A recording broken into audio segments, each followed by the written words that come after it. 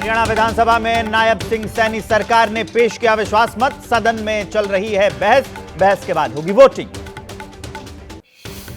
CM Nayab Saini ने विश्वास मत के दौरान कहा, पार्टी ने जो जिम्मेदारी मुझे दी मैं उसे निभा रहा हूं। पिछले 9.5 साल में खट्टर सरकार ने अच्छा काम किया।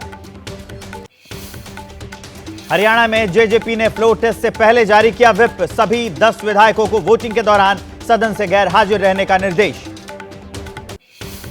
नायब सिंह को सीएम बनाने से नाराज अनिल विज बोले, बीजेपी के लिए हर हालत में काम किया है और करता रहूंगा। कल बैठक बीच में छोड़कर गोलगप्पे खाते दिखे थे।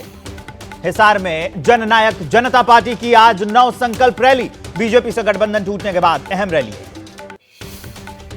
हरियाणा आम आदमी पार्टी अध्यक्ष सुशील गुप्ता ने किया दावा, बीजेपी जेजेपी के बीच हुआ है गुप्त समझौता। कांग्रेस को महाराष्ट्र में एक और झटका। महाराष्ट्र के पूर्व कैबिनेट मंत्री पद्माकर वल्वी बीजेपी में हुए शामिल। बीजेपी में शामिल हुए कांग्रेस नेता अजय कपूर। अजय कपूर कांग्रेस के राष्ट्रीय सचिव और बिहार के सह प्रभारी थे। कैप्टन अमरिंदर सिंह की पत्नी और कांग्रेस सांसद परनीत कौर कल बीजेपी में हो सकती हैं शामिल। पटियाला से उम्मीदवार बनाया जा सकता है इनको।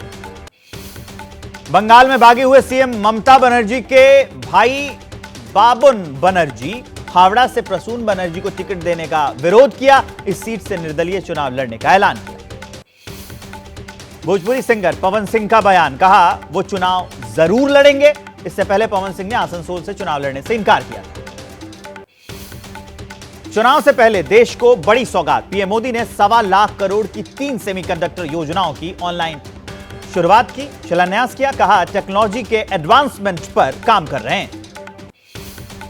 मोदी सरकार की कैबिनेट बैठक जारी। इस कार्यकाल की यह आखिरी मीटिंग। पीएम मोदी ले सकते हैं कई अहम फैसले।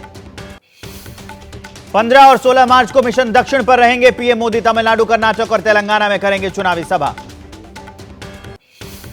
चुनाव से पहले महिलाओं को कांग्रेस ने दी 5 गारंटी। केंद्र में सरकार बनने पर हर गरीब महिला को सालाना 1 लाख रुपए देने का वादा किया।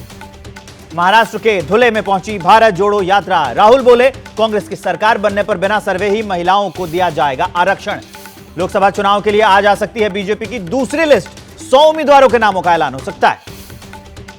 ओवैसी की पार्टी एआईएमआईएम बिहार की 11 मुस्लिम आबादी वाली सीटों पर लड़ेगी चुनाव। प्रदेश अध्यक्ष अख्तरुल इमान ने ऐलान किया। रिपब्लिकन पार्टी ऑफ इंडिया के नेता रामदास आठवले और जेपी नड्डा की बैठक हुई।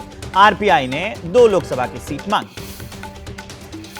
चुनाव आयुक्तों का चयन करने वाली कमेटी में सीजेआई को शामिल करने वाली याचिका पर शुक्रवार को होगी सुनवाई। अधिवक्ता प्रशांत भूषण की तरफ से दायर की गई है याचिका। चुनाव आयोग को मिला चुनावी बॉन्ड का डेटा। स्टेट बैंक ने सुप्रीम कोर्ट में हलफनामा दाखिल कर जानकारी दी। अब 15 मार्च तक अपनी वेबसाइट पर आयोग यह डेटा डालेगा। चुनावी बॉन्ड पर एसबीआई ने सुप्रीम कोर्ट को दी जानकारी। 2019 से 2024 के बीच खरीदे गए 22,217 बॉन्ड 22,030 को पार्टियों ने कैश कराया। सीएए लागू करने पर भड़के सीएम केजरीवाल बोले, बाहर से आने वाले को कौन देगा रोजगार। देश के बच्चों से छीना जा रहा है हक। हमारा हक पाकिस्तान के बच्चों को देना चाहती है बीजेपी। सीएम केजरीवाल को बीजेपी का जवाब। रविशंकर प्रसाद बोले कि सीएए से किसी की नौकरी नहीं जाएगी। तेलंगाना में सीएए को लेकर बोले गृहमंत्री अमित शाह, तुष्टीकरण वोट बैंक की राजनीति के कारण कांग्रेस कर रही सीएए का विरोध। असदुद्दीन ओवैसी का सीएए को लेकर आरोप। कहा, मुसलमानों के साथ हो रहा अन्याय। सीएए देश के संविधान के खिलाफ है। सीएए को लेकर पीडीपी चीफ महबूबा मुफ्ती का बयान। बोली, मुस्लिम भाइयों को सड़कों पर लाने के लिए बीजेपी ने यह कानून लाया है। झारखंड कांग्रेस की एमएलए अंबा प्रसाद पर ईडी के छापे। विधायक का आरोप, बीजेपी ने टिकट देने की कोशिश की, ऑफर ठुकरा दिया तो यह दबाव बनाने का प्रयास है। राष्ट्रपति द्रौपदी मुर्मू का मॉरिशस दौरा। राष्ट्रीय दिवस समारोह में शामिल होंगी। भारतीय नौसेना की एक टुकड़ी भी समारोह में हिस्सा लेगी। दिल्ली के मोतीनगर रिंग रोड पर 3 लेन फ्लाईओवर का मुख्यमंत्री अरविंद केजरीवाल ने उद्घाटन किया। यह फ्लाईओवर करीब 500 मीटर लंबा है।